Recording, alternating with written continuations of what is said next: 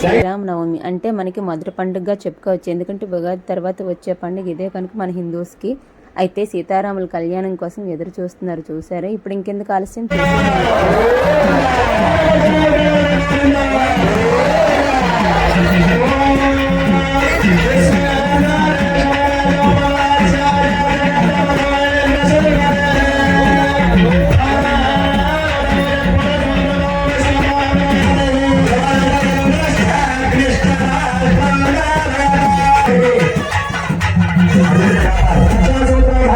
చేయడం జరిగింది. ఇప్పుడు ఆ స్వామివారి యజ్ఞోపేత ధారణ చేయడం జరుగుతుంది. ఆ యజ్ఞోపేతాన్ని యజ్ఞోపేతాన్ని చూపిస్తారు.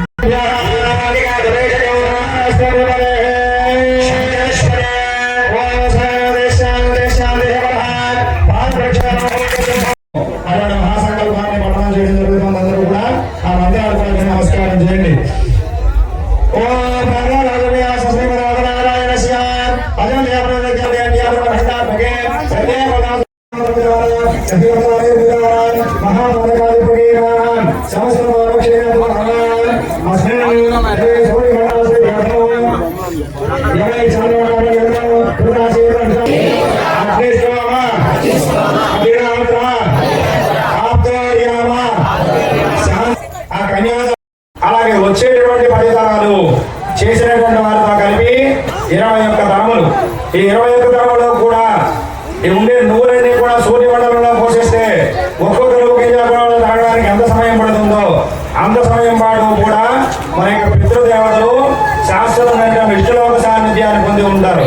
అంతేకాకుండా మాసే ధ్రువమండల పర్యంతం మినుగు గింజలన్నీ కూడా ధ్రువమండలం అంతా కూడా నింపేస్తే దివ్య ప్రతిష్టా మహోత్సవంలో భాగంగా ఆ స్వామివారికి ప్రీతిగా తన తండ్రి అయినటువంటి రామచంద్రుడి యొక్క కళ్యాణ మహోత్సవంలో ఈ యొక్క కన్యాదాన మహోత్సవాన్ని మనం చేసుకునేటటువంటి భాగ్యం మనకి కలిగింది.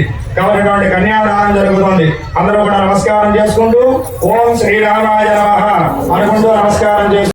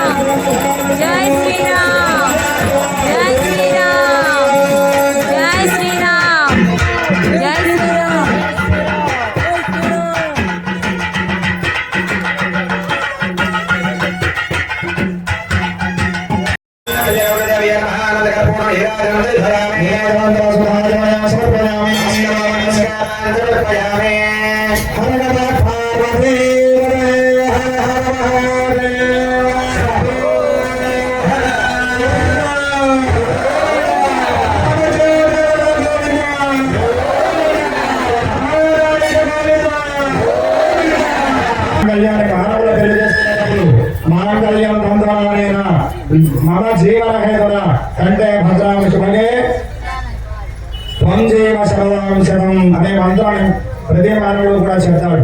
ఏమిటో మనందరికీ కూడా మాతాపితుడు ఎవరు అంటే ఆ భగవత్ స్వరూపుడైనటువంటి సీతారామచంద్రుడే. అటువంటి సీతారామచంద్రమూర్తి స్వామి వారి వివాహం చేసుకునేటప్పుడు అందరూ కూడా ఆయన యొక్క పిల్లలే.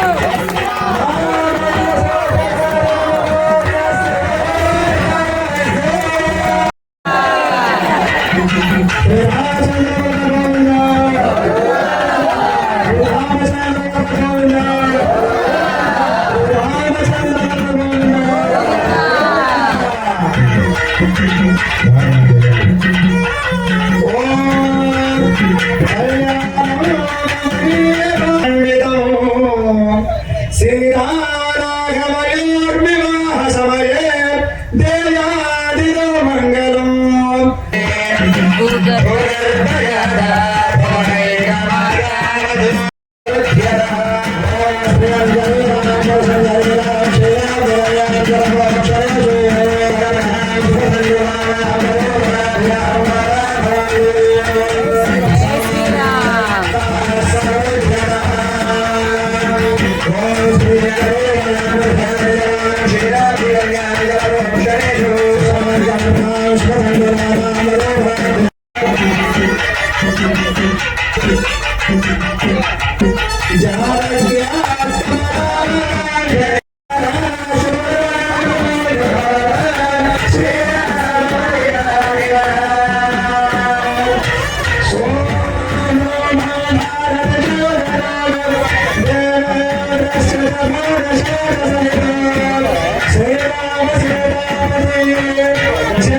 కళ్యాణం బాగా జరిగింది కదండి. అందరికీ విశ్వవసునామ సంవత్సర శ్రీరామనవమి శుభాకాంక్షలు.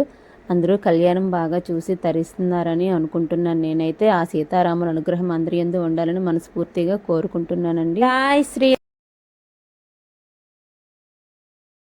అందరూ కళ్యాణం చూసి తరించారండి. ఇలాంటి అద్భుతమైన అవకాశం, అపురూపమైన అవకాశం మనకు కలుగుతుందంటే అది ఓన్లీ కేవలం భూమి మీద ఉన్న మానవులకు మాత్రమే కదండి. దేవతల వారి కళ్యాణం చూస్తున్నామంటే ఎంత అదృష్టం చేసుకున్నామో మనం. జై శ్రీ